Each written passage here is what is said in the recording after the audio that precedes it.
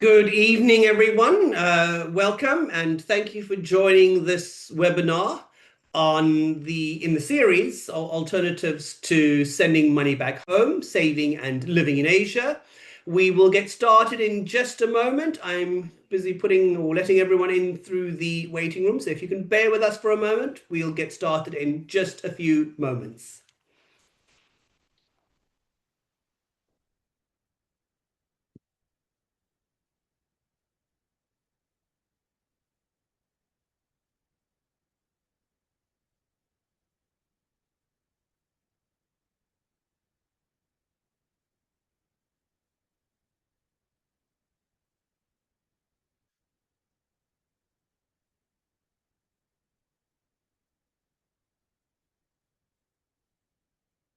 Good evening again. Welcome everyone from wherever you may be joining.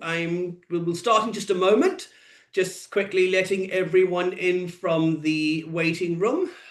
There are usually quite a few stragglers who only now realize that you actually need to register. You can't just join using that link. So I'm just letting them all in. Just bear with us for a few seconds or moments, and then we shall get started.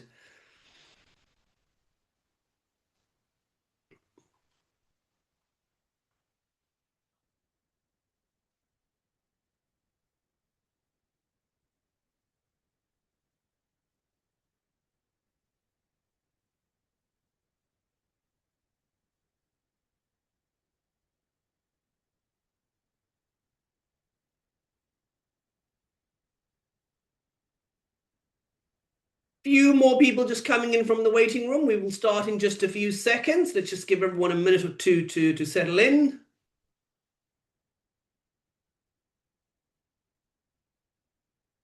A few names I recognize in the waiting room and on the webinar, so always nice to see people coming back to learn yet more.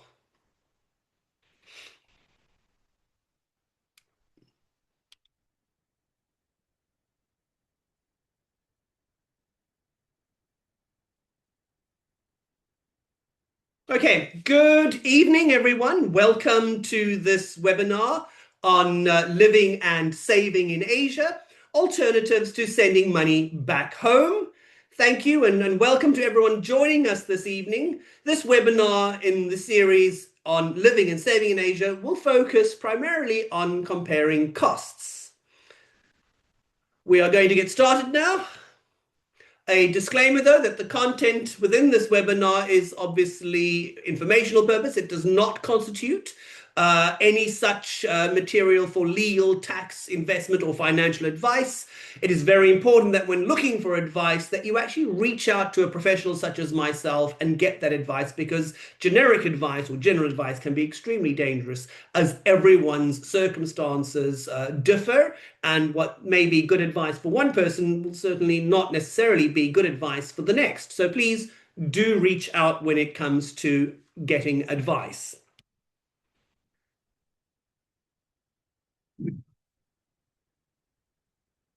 At Holborn Assets, we know that trust is the foundation of any financial partnership.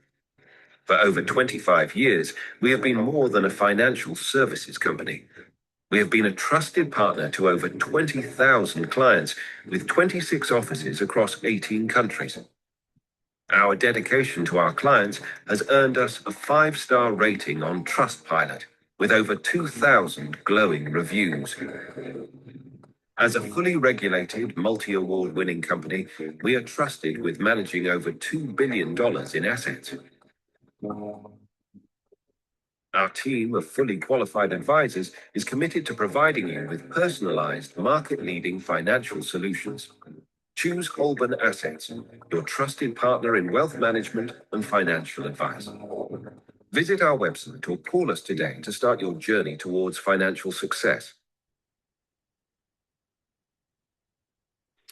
Again, good afternoon or good evening to everyone, wherever you may be.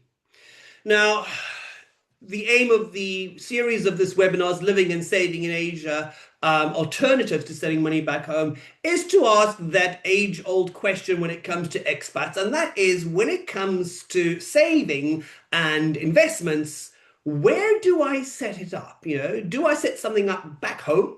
Or do I actually keep my money abroad? Are there other or better options, alternatives available to me now as an expat? And then the focus of today's webinar, more importantly, that vital question on what are the actual costs? And that's what we will focus on for today's webinar. A little information about me before we get started. Matthew Turon, I am a senior associate here at Holborn.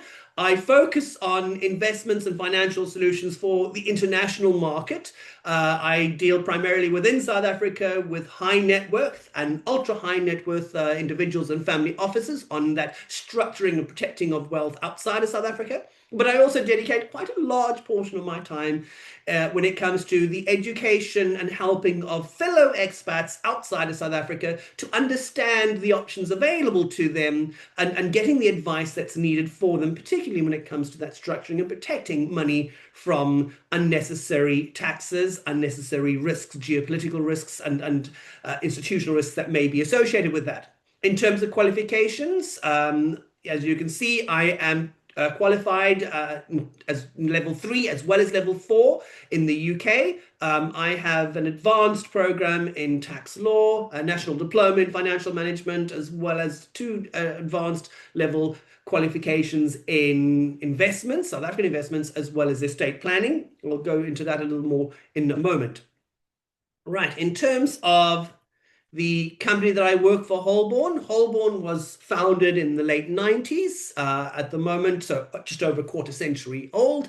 We are the second largest independent wealth advisory globally, with several $billion in terms of assets under advisements, with licenses and offices in over 18 different jurisdictions spanning the globe, being able to give you that advice from an international perspective, not that local perspective.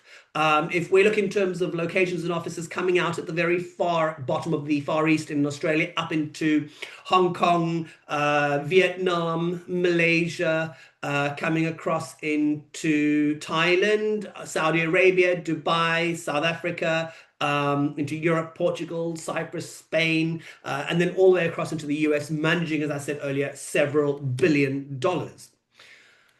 The success of Holborn, the reasons why we've grown so well and so quickly, and why people choose to do business with us, those 5 pillars that undermine everything that we do.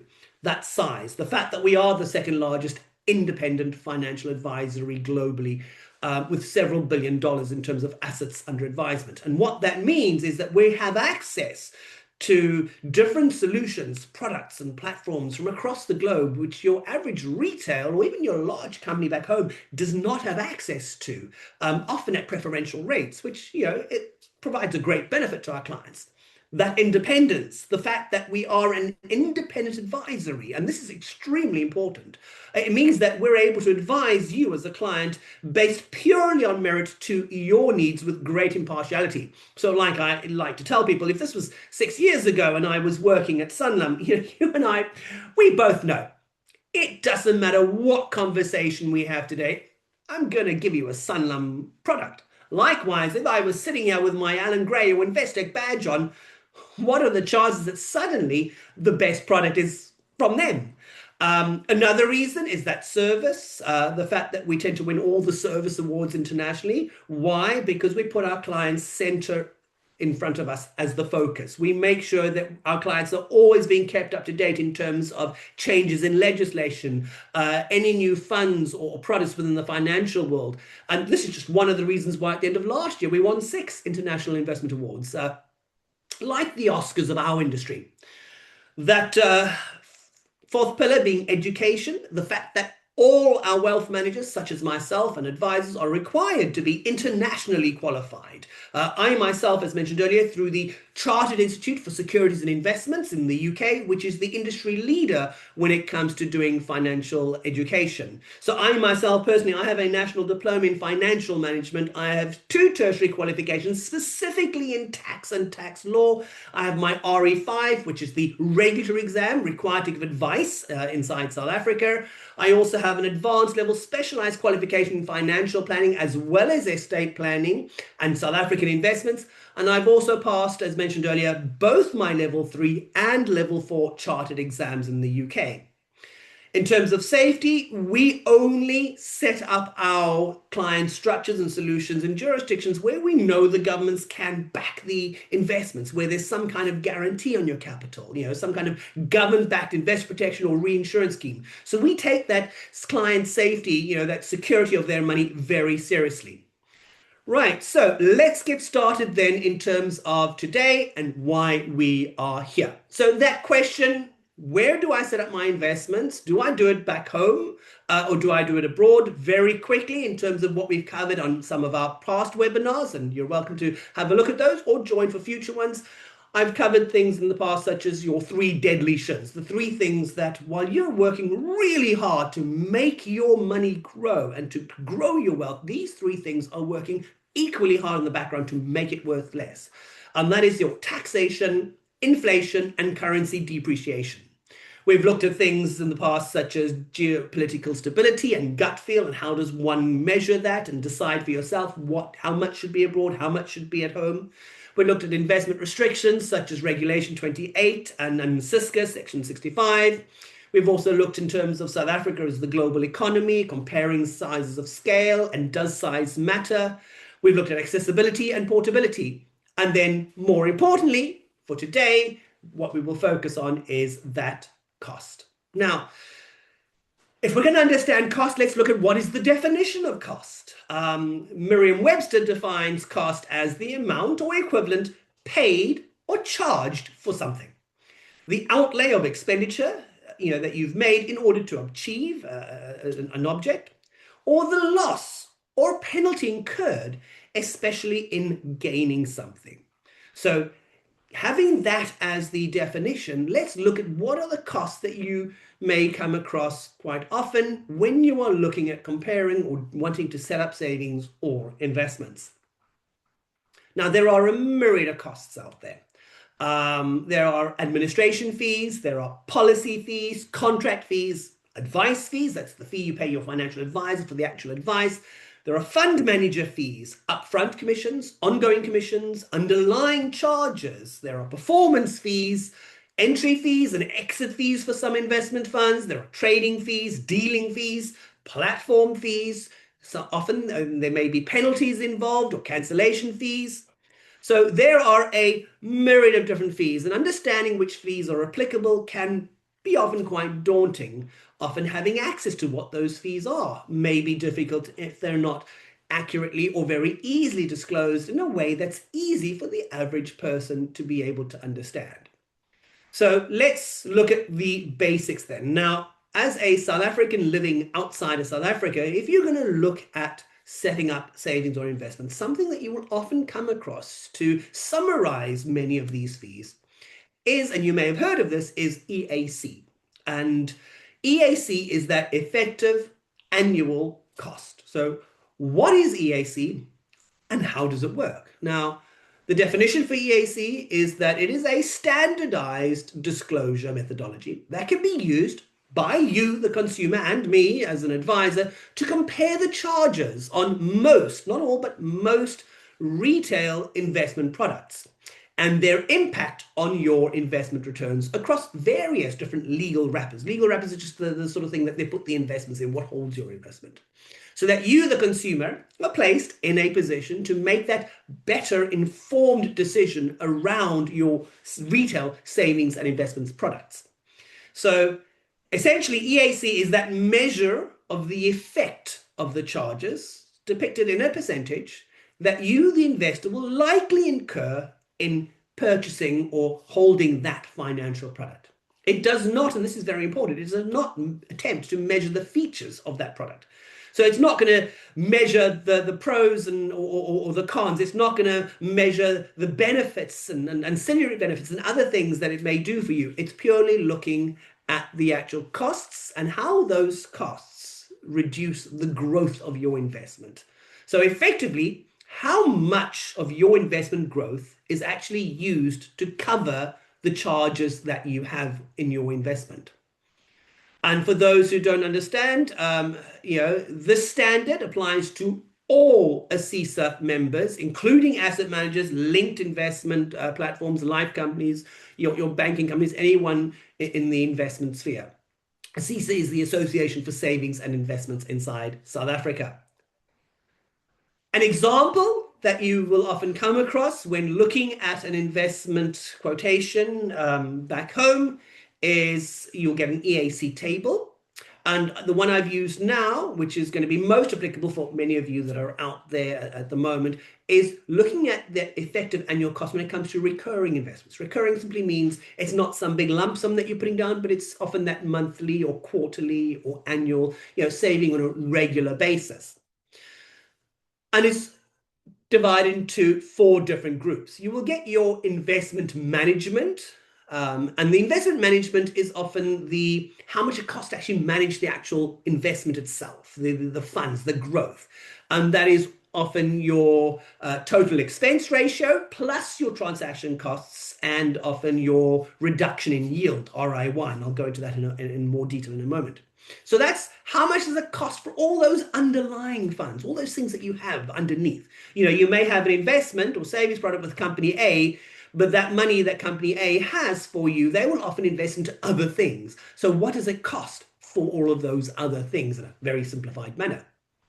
You will get the advice charge, and that is a reduction in yield measurement of the actual cost for the advice, the cost for the financial advisor, the banker, the investment firm to give you the actual advice. So that's all your advice fees and commissions.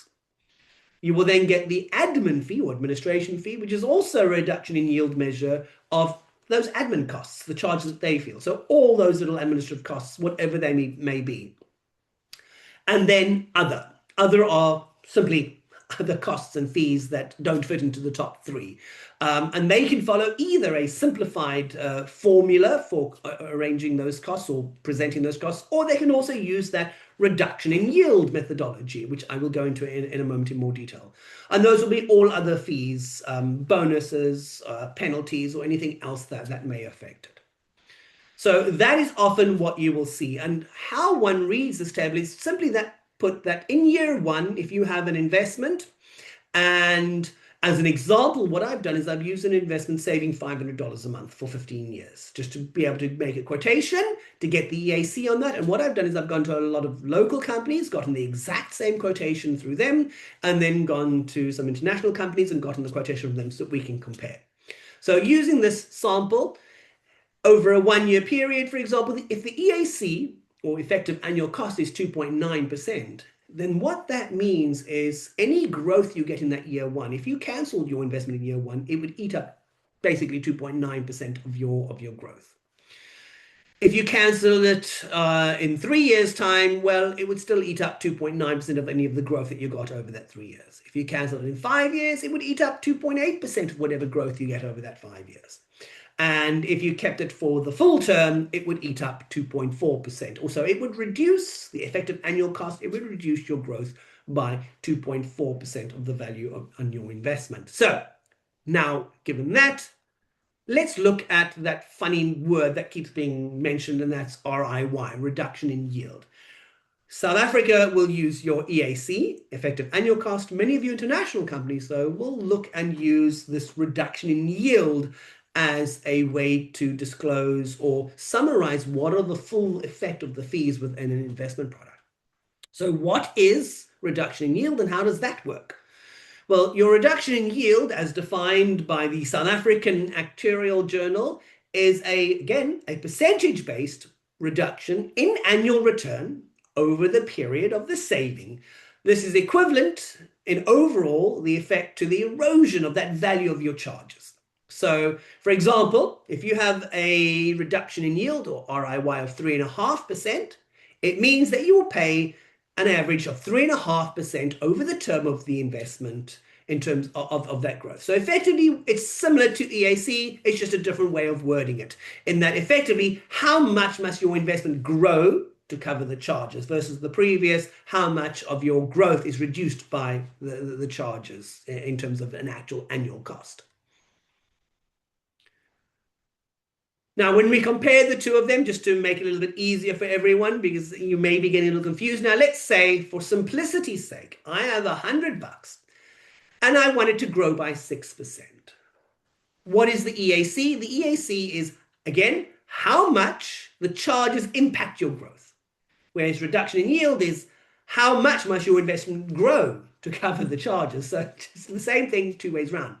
In other words, with the EAC example, how much does that impact your growth? I want 6%, so I need to grow it by 108% because it's going to have a 2% impact. So that will then give me my 106. The other way around, when it comes to reduction in yield, how much does it need to grow? So if I want 106 and the RIY is 2, then I actually needed to grow by 108 to get my 106. So similar thing, just another way around of putting it. Now, again, I went through a significant amount of effort to get quotes last year from various local companies as well as some international companies, and asked them for the exact same thing, in that I wanted a regular monthly savings of $500, or at that point 8,700 Rand per month, over the next 15 to 20 and then 25 years. And then I looked at comparing the costs between all of them. The first company, Liberty, came back with an EAC of just over 3.5%. So that how much is it going to cost me as an effect of my investment? It's going to cost me 3.5% over the life of my investment. Discovery came back a little cheaper at 3.5%. Old Mutual came back just under 3.5%. Allan Gray came back at just above 3%. Momentum came back at 3%. Sanlam came back the cheapest in this example at 2.5%. And then the international company that I compared it to, which is often very appropriate for clients living in Asia, Hansard Worldwide, they came back with a reduction in yield of just over 2%. So what does that mean? Well, very simply, which one's going to reduce your investment the most? That would have been Liberty. Which one's going to reduce your investment growth the least because of costs? And that would have been Hansard. Now, one could say, leave it there. There's the cheapest option. There's the most expensive option. You choose what you want. But it's often not quite that simple. So let's have a look at what are the other things when it comes to cost that affect you as an expat now, rather than just as someone living back home. So on average, if we look at that, your South African companies setting up an investment inside South Africa, the exact same investment versus setting it offshore, would have been roughly 43% more expensive. And in a world where costs are important, that's quite a large jump. I'm sure you'd agree with that. But let's look at that definition of cost again. Remember, it is not only how much you've paid for something, or how much you've paid in advance for something, that outlay of expenditure to be able to achieve whatever goal you're doing. It is also, and this is very important, it is also that loss or a penalty that you've incurred in being able to do something. Now, if we set up our investments back home as an expat, what else are we paying that's not covered by all of those charges and fees that we've looked at earlier? What loss do we get that gets eaten away, either as we grow or at the end? That is tax. If you're going to take your money that you've earned abroad and send it back to South Africa, you're going to put it back into South African tax net. So it's going to grow in a taxed environment. And we will also look at if you grow it in a tax-free environment. So let's say, for the moment's sake, you are in the lowest tax bracket. You're only paying 18%. How does that affect your costs? So if we add that 18% as an element of cost, well, remember there we have our comparison from earlier. If we add the taxes to that 18%, suddenly it means that our most expensive option is no longer just under 4% EAC or reduction in yield. It's now 5%. Interestingly enough, if you look at the right-hand column, the Hansard alternative doesn't change. Why? That's because if you were to set up your investment abroad with Hansard, it will be based in a tax-free jurisdiction where there won't be any taxes that are deducted as the investment grows. It effectively grows free of tax. So there is no addition to that cost. What that means then is that now to be able to eat up or to be able to make up the value of that tax that's being siphoned off along the way, you need to grow an extra 1.3% in terms of that effective cost.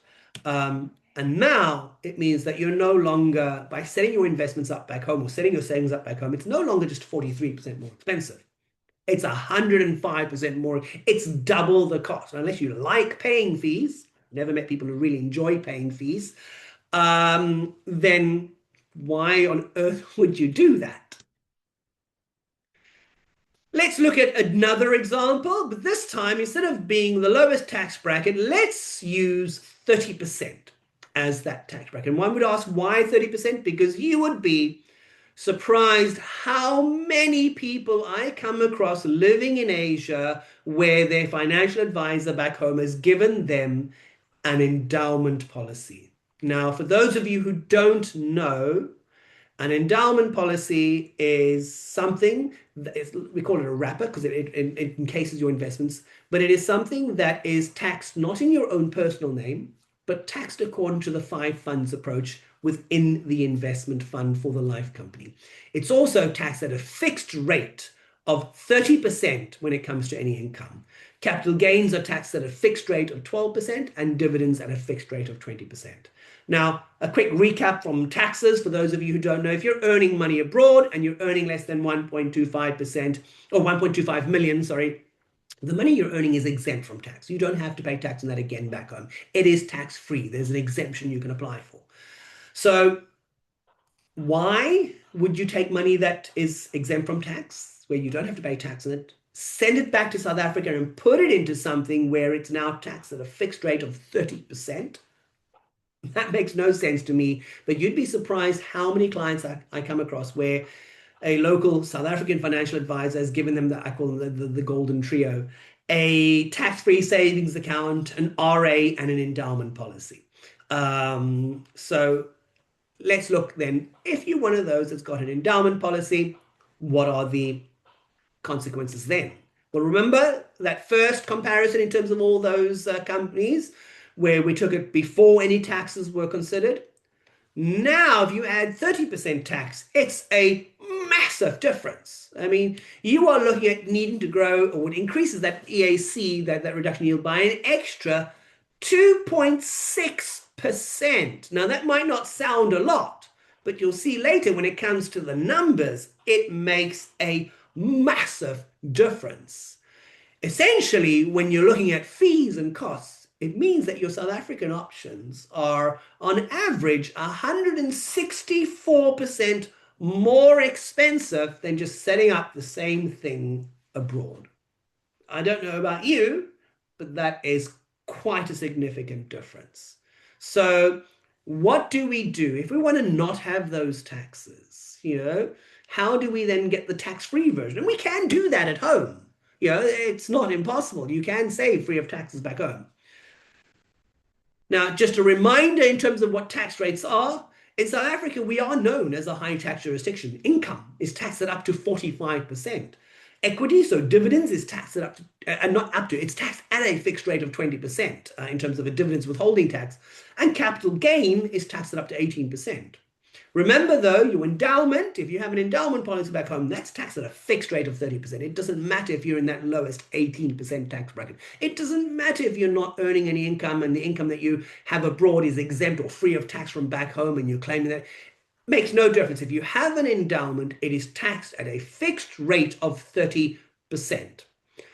Dividends within an endowment at 20% and capital gain within that endowment at 12%. Again, why? Because it's taxed in the name of the life company. It's taxed according to that five funds approach. And anyone will tell you that tax-free savings is better for you than paying tax in terms of savings. And it doesn't matter whether you're a South African, an American, an Australian, a Brit, an Irishman. All these different countries have different mechanisms for saving free of tax, and they will all tell you that tax-free savings is better. Here, an example from 10X, showing you very simply that if you were saving, according to their example, 3,000 a month for 13 years, you would end up with 1.7 million in a traditional investment.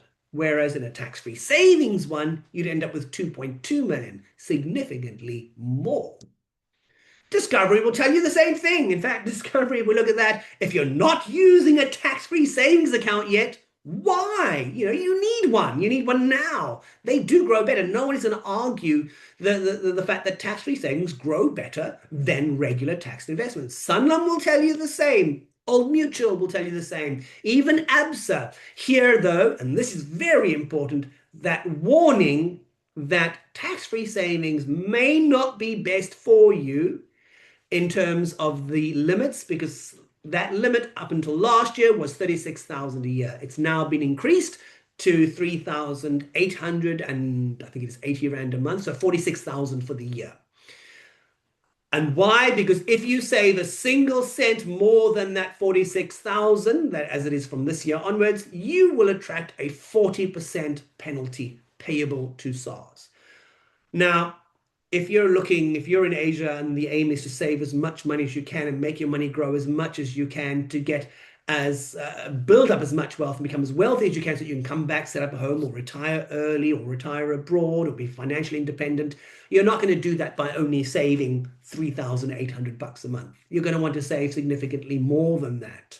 But you cannot do that in a tax-free savings account, because otherwise you will end up paying 40% tax. Now, why? Why on earth would you want to pay 40% tax on money that at the moment is exempt from tax? There, Alan Gray as well, pointing out the fact that tax-free savings may not be the best solution for you. Why? Again, that tax penalty of 40% for anything that you save that's above last year, 36,000, and as of this year now, 46,000. And this is not just per account. This is for all of your investors, for all your tax-free savings accounts. So if you have two tax-free savings saving 3,000 in each, or four tax-free saving 2,000 each, any amount that you save in a whole year above that 46,000 is taxed at a rate of 40%. So you need to be very careful. And I've come across a few clients living in Asia where they've had more than one tax-free savings paying more than that annual limit, and they did not know that at all, and their advisor did also not inform them of that when it came to setting up those.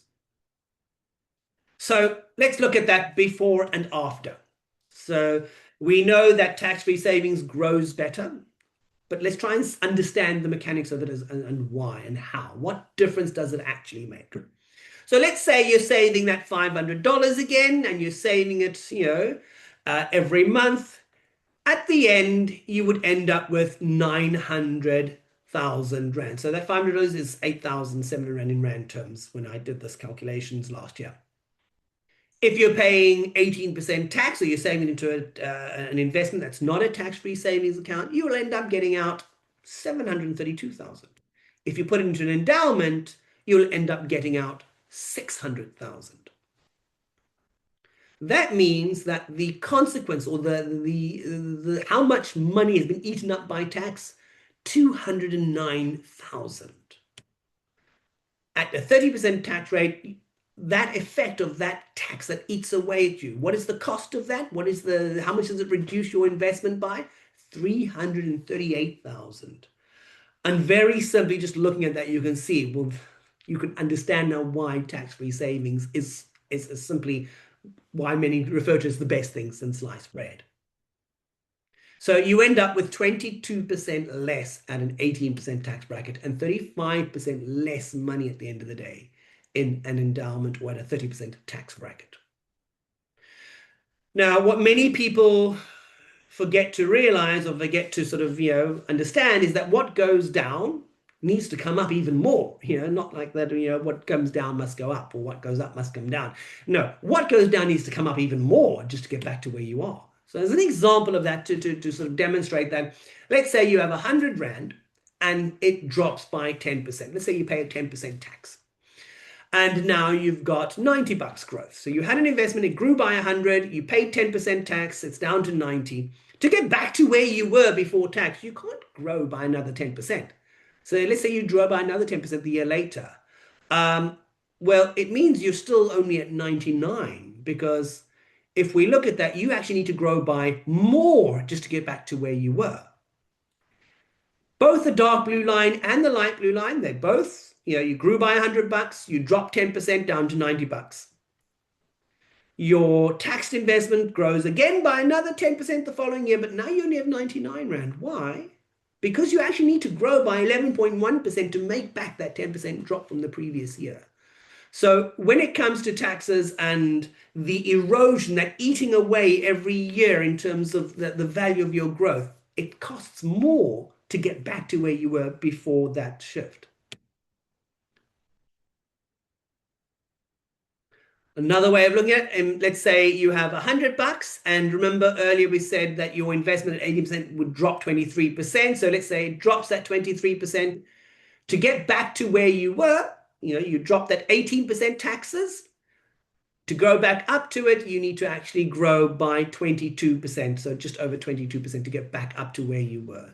So that shows you how even at the lowest tax bracket, 18%, it can make a massive difference in terms of what you need to recover by just to make up for tax.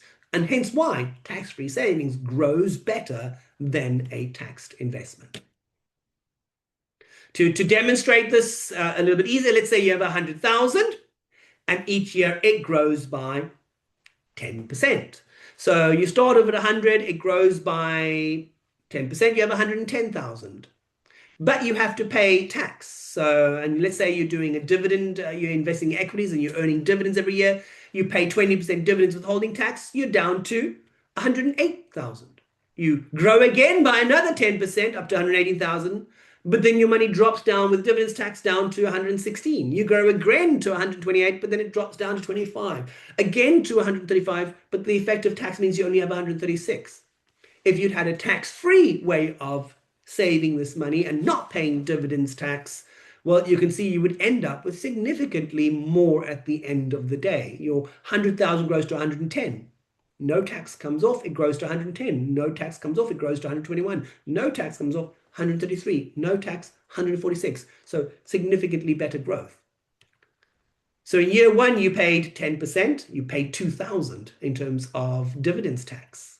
Sounds not too much of a problem. But by year three, you're not paying 2,000 in terms of dividends tax. That growth upon growth upon growth now means that you're paying 2,500 in terms of dividends tax on that 12,000 that you've gained. So let's look then at that effect of those taxes. If tax is a cost that eats away every year, here again, to make life simple, I've just used dividends tax at 20% to make life simple for everyone. In year one, 2,000 tax, again, that exact same example, starting at 100,000, growing at 10%. You pay 2,000 Rand tax in year one.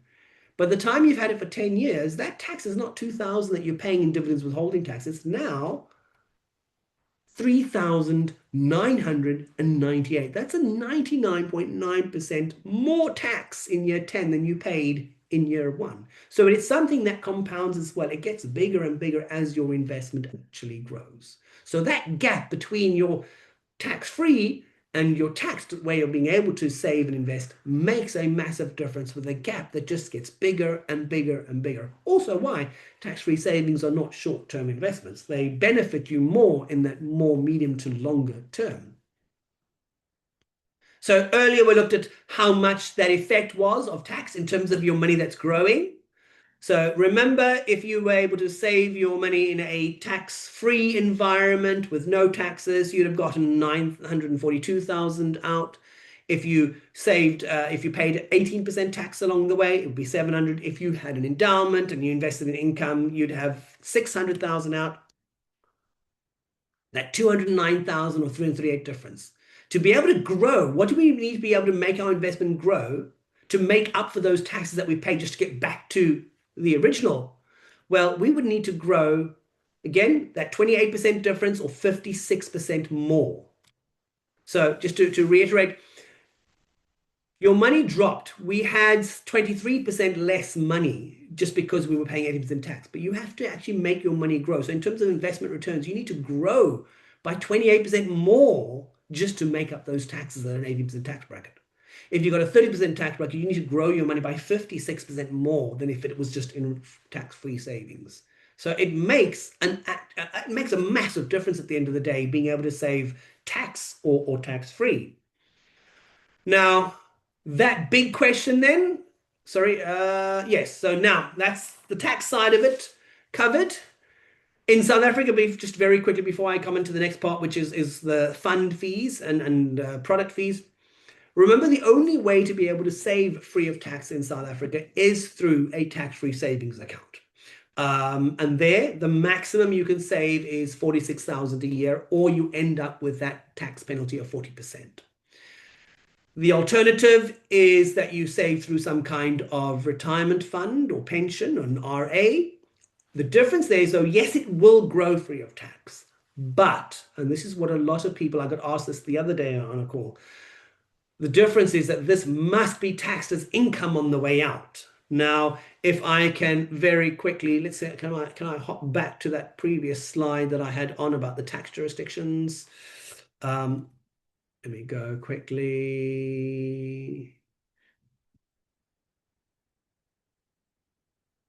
There we go.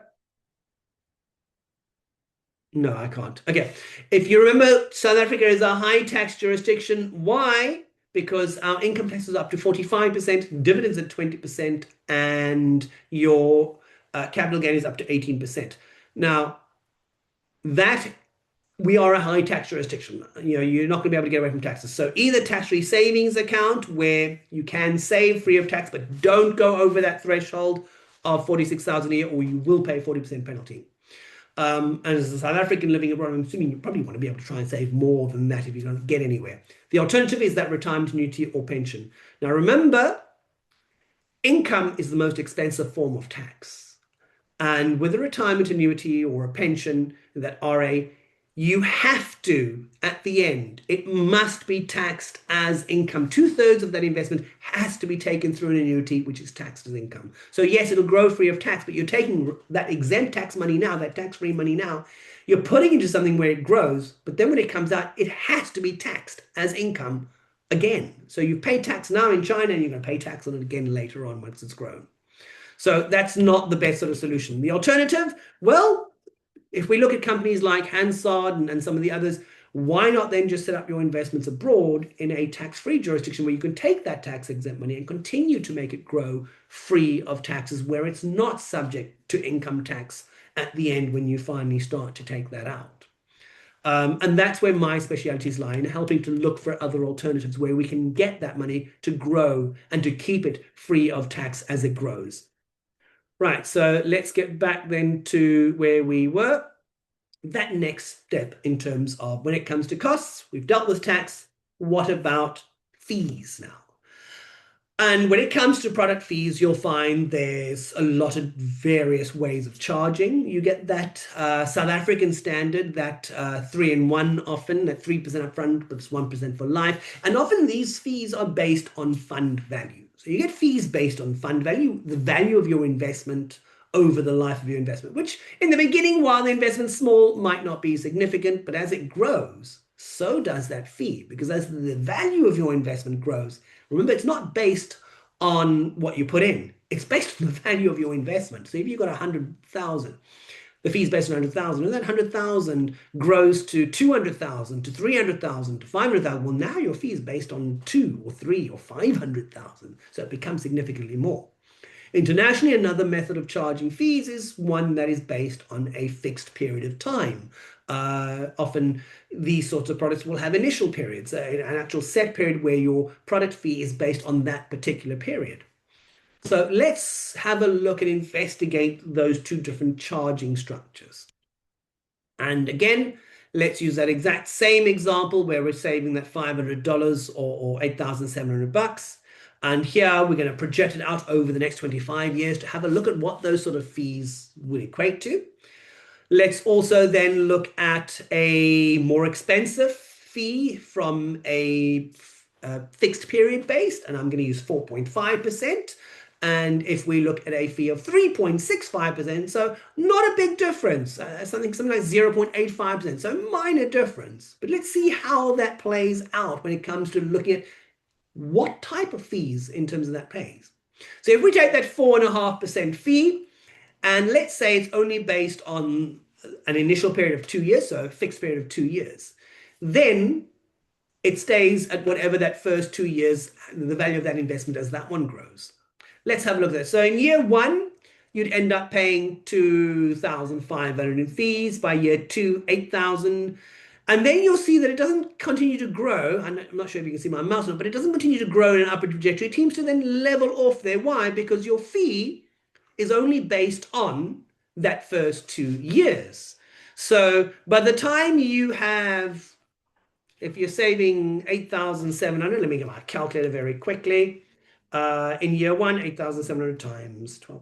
If you've saved up 100,000 in year one, your fee is then going to grow and grow and grow. By the time, let's say we've saved up that same 8,700 for 10 years, let's say you've grown just over 1 million. It doesn't matter that you've got more than 1 million in your investment account. Your fee is still only roughly 12,000. So why? Because it's not based on the 1 million rand that you've saved up. It's only based on what you saved up in that first 2 years. Whereas if we look at your typical South African style, it starts off cheaper. Why? Because instead of paying 4.5%, as an example, you're only paying 3.65%. So it's a little bit less. So you'll see it grows much, much slower. But for some reason, if you look at it, it becomes significantly more expensive as life continues. Why? Well, simply because that's in year 10, your investment is now not based on whatever you saved up in the first 2 years. It's based on that $1 million that you've saved up over the last 10 years. By the time you reach 20 years, and let's say you're saving this money for financial independence because you're in your early 20s or in your early 30s or late 30s, and you plan on wanting to be financially independent or retire by age 50, for example, that fee becomes significantly more expensive as you grow.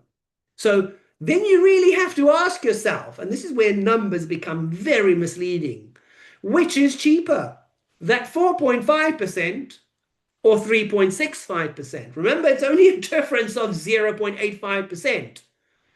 But you can very clearly see, because of how it's charged and what it's based on, that what looks to be cheap can actually work out significantly more expensive. When we look at that over that 20-year term, it means that you have a fee in year 20 of around 80,000 versus 14,000.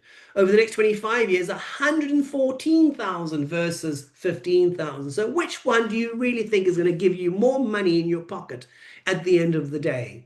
The one where the fee is cheap, but based on the value of the investment for life, or the one where the fee is upfront more expensive, but based on a fixed period of time and not the whole value of your investment as it grows? So there are nuances to this, and it becomes very important when it comes to understanding fees and looking at different products and comparisons. And very often that's where that reduction in yield, or EAC, will help to understand the effects of that. So those are that we've looked at tax as a cost. We've looked at charging structures and how to understand the different charging structures and how that affects cost. Another thing which many people don't even bother to think of is that cost of currency. In other words, if you're saving in a depreciating currency, how does that affect you? Do you save your money in rands, or do you save it in dollars, as an example? Pounds or euros? So let's say, for simplicity's sake, you want to buy something that will, go up in price. Everyone wants to try and buy. You want an investment. You want to buy something now, and you want it to be worth more later. But let's say that the seller tells you, sorry, sir, madam, they're telling you this in advance, so they are letting you know. It's not something that's not being disclosed. They're telling you that whatever it is that you're buying will lose on average 5% of its value every year for the next 10, 20 to sort of 30, 40 years. You're still going to buy it, even though they've just told you you're going to lose money over the longer term. And essentially, it will cost you 5% a year as to buy that, because that's what you're going to be losing. Remember that what is the definition of cost? That loss incurred in gaining something. So to be able to gain an investment, you're going to lose 5% in terms of the value because of the currency. So that's where it becomes important to look at what currency your investment is actually in. For most of us, or most of you out there, 99.9% of the people that I speak to, it's in rands, it's in ZAR. Now, let's understand, or let's have a look at the ZAR and see if we can understand a little more when it comes to that. The simplest form, think of rand or currency as the share price of the country. And let's call it South Africa Pty Limited. What does the share price for a company measure? It measures the health of the economy or the health of the company. Is the company doing well, or is it on its way down? Is it going bankrupt? Is there, what is the desire for the products that that company sells? What is the desire for that country's exports, its goods, its services? What is the sentiment on the effectiveness of is that company being managed well or not? Is it being run into the ground? Same, in terms of the government, is the government managing it well? What are the policies like? Is there trust in the CEO? Is there trust in the president and his board, the cabinet? It reflects that expectations of future growth and returns within that company, how profitable it will be. Same as the share price does, the currency does in terms of a country. Now, when we look at that, whether you look comparing to euros, dollars, pounds, we call it the rand slide or the ZAR slide. Why? Because on average, if we go back even over the last 20 years, you're looking at an average drop or slide of 5%, depreciation of 5% a year. Now, to show you this in a little more detail, here we're comparing the rand to the dollar, and this is up till last year. I need to update the screen. I will do that. But it gives you the point. The US dollar versus the rand, if you had to guess how much has it lost over the last 30 to 40 years? Most would say 10 or 20%. I've had some say 40, a few say 80%. From 1 Rand 38 to 17 Rand 60, that's the difference in the Rand dollar exchange rate between then and now over the last 30 to 40 years. Again, so if we look at that, the Rand, there we go, 17 Rand 61. Now, for those of you who have a calculator with you, or if you have your phone, and I would strongly encourage you to try and do this. Although if you have a Samsung, apparently it can give a different answer. I'm not quite sure why. I've had 1 or 2 clients using a Samsung calculator or phone, and it gave a different answer. But for the bulk, it should give you the exact same answer. So let's say you take 1 Rand 38. Let's see how much is that. Take 1.38, if you don't believe me. Click plus. Click 1,176.5, click percent, and then click equals. What does that give you? That gives you 17 Rand 61. So 1 Rand 38 plus 1,000% gives you to where we are today. Now imagine if someone told whoever this is 40 years ago that I have this brilliant investment for you, and over the next 30 to 40 years, you're only going to lose 1,100% of your money. Let's ask you that. If I gave you an investment today and told you, Tom, Sally, and Tubby, I have this brilliant investment, and over the next 30 to 40 years, you're only going to lose maybe 1 to 1,500% of your money. Would you invest in it? I've never had anyone tell me yes. And yet when you look at what do they actually own in terms of savings and investments, it's all in rands. 1,176%. Now remember, South Africa is a high tax jurisdiction when it comes to that. So you've got that effect of your taxes, your currency losing value, you've got the effect of the different methods in terms of costs. All of these need to be considered when it comes to evaluating and considering what are the actual effects of costs. So where do you send your money? Do you send it abroad or do you keep it back home? For me, it all boils down to cake. Imagine you want to buy a slice of cake and it costs 10 Rand. Would you rather buy the cake that costs 43% average more expensive because of the reduction in yield, the costs? Or would you rather buy the slice of cake which costs on average 105% more, 20 Rand a slice, just because, well, yes, there's a difference in how they charge the fees, but also you want to pay an extra than 18% in terms of taxes? Or would you buy that slice of cake which costs 26 Rand? And remember, it's the same slice of cake. The difference is now it's 164% more expensive because of the costs involved, how they charge those fees, and because of the taxes involved. The same slice of cake. Now, if you're buying that slice of cake to be able to sell it and make a profit, which one do you think is going to give you more money in your pocket at the end of the day when it comes to selling that cake again? So hopefully that makes life a little easier for everyone to understand. I'm about to launch a poll. I just launched a poll, and that, if you wouldn't mind completing that, gives me an idea of the type of clients and demographics of clients that watch the webinars and take part, and also helps me to, when it comes to planning future webinars, um, fine tune the conversation into, what is going to benefit people the most, where people actually want that guidance more, and to be able to make it fine tuned to those specific demographics, whether you're actually more in China or more in Vietnam, or whether people that are viewing are more in South Korea or Taiwan, and what are the bigger concerns when it comes to that. So please, I've launched that poll. If you wouldn't mind, there should be a pop-up that's come up. If you wouldn't mind taking part in that poll, um, I would really appreciate that. Thank you. I see there are already quite a few people actually taking that poll. So very quickly again, when we look at that, considering tax as a cost, considering the charging structure, how they charge based on the fund value or a fixed time period as an element, how that affects costs. When we look in terms also of currency, how that actually affects costs. Because all these things are, again, if we look at that definition of cost, what is that definition? Anything where you lose, it's a penalty or a loss to be able to gain something. And what do we want to gain? We want to gain money at the end of the day. We want to gain the most amount of money in our pockets. We want our wealth to grow. And to be able to grow that wealth, there are certain costs involved. Product costs, advice costs, a myriad of different costs. The cost of doing it in rands, the cost of doing it in a jurisdiction or in an area where the product fees are based on the value of the investment rather than a time period.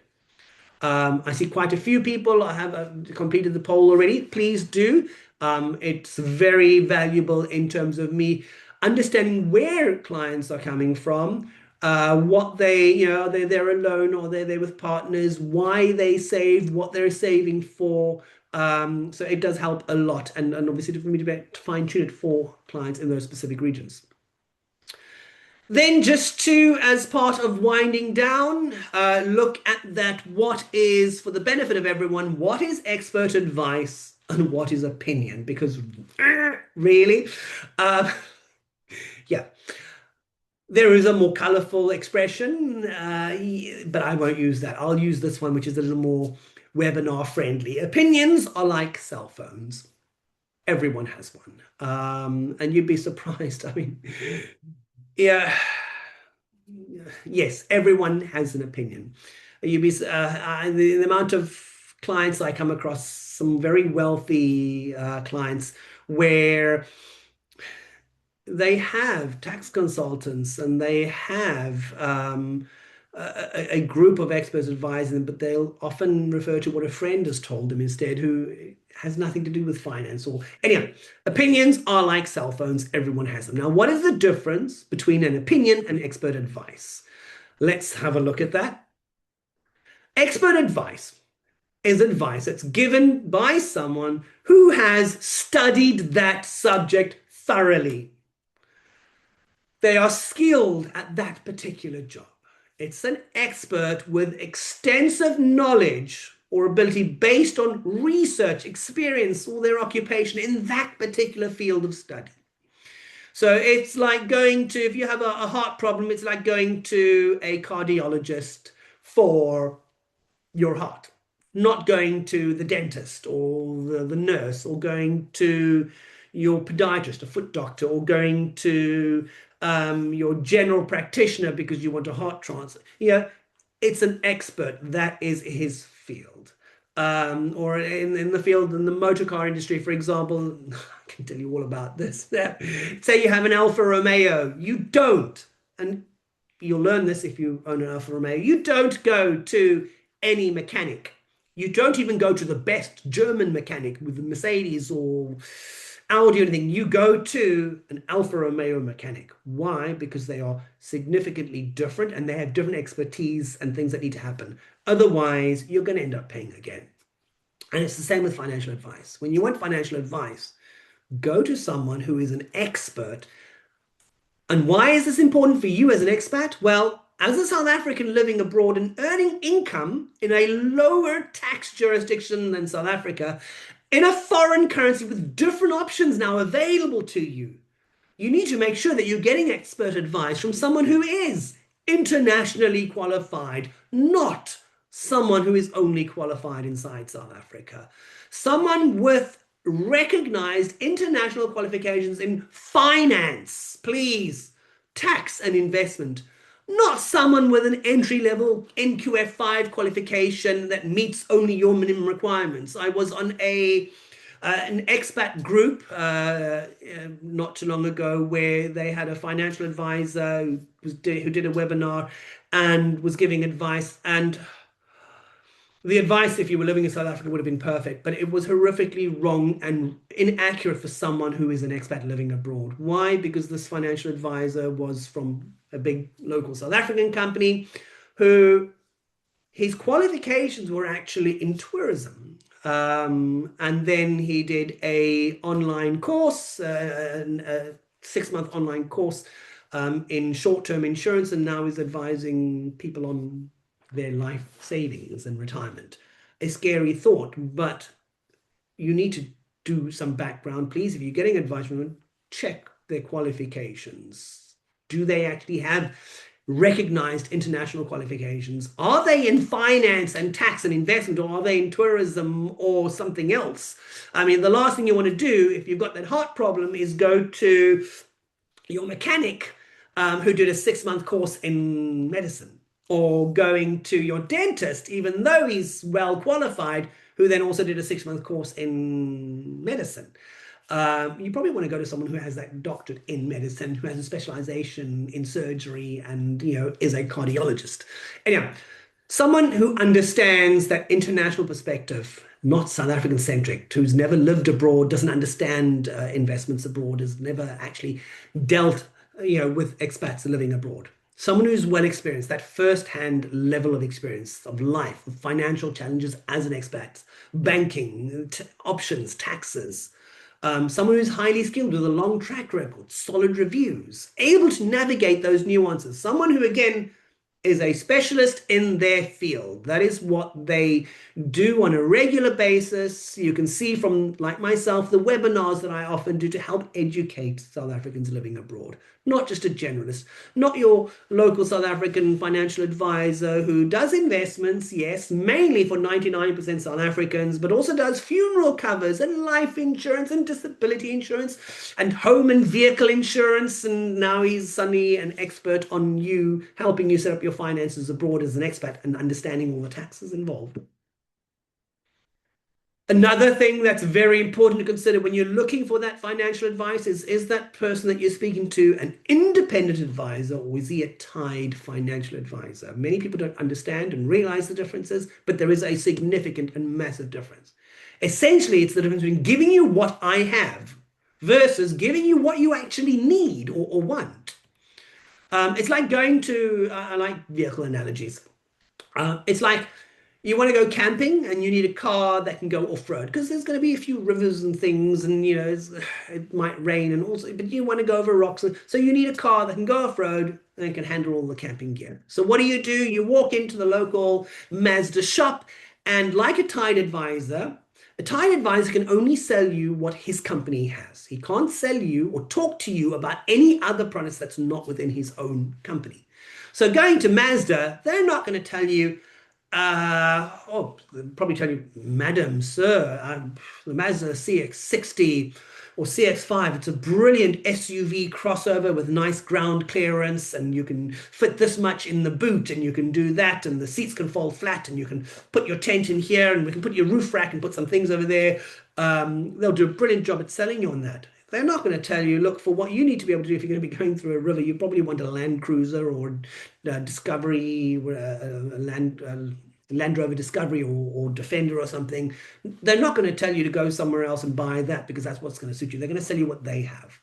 And it's the same when it comes to financial advice. An independent financial advisor and a tied advisor may look the same, but they are very, very, very different. They are as different as chalk and cheese.